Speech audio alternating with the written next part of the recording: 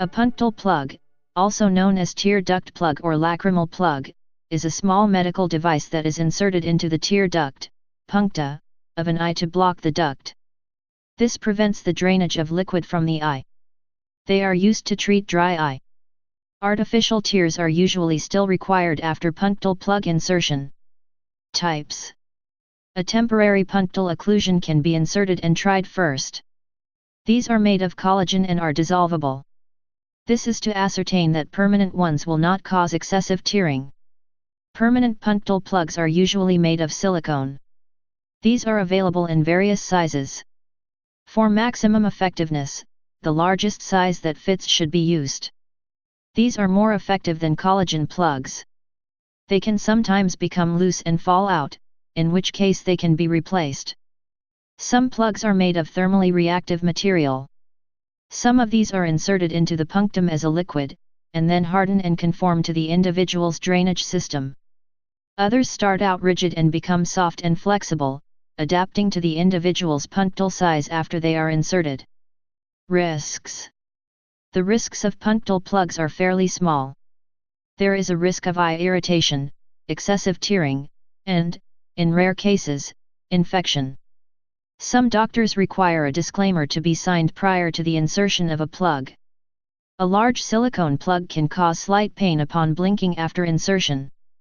This discomfort may stop within a week. Efficacy.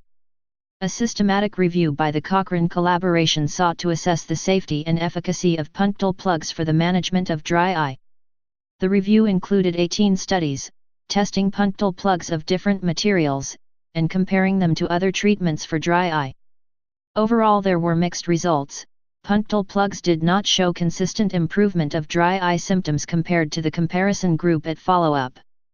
There was little evidence of differences between silicone and collagen or acrylic punctal plugs. Punctal plugs may be more effective than oral pilocarpine, but may be less effective than artificial tears.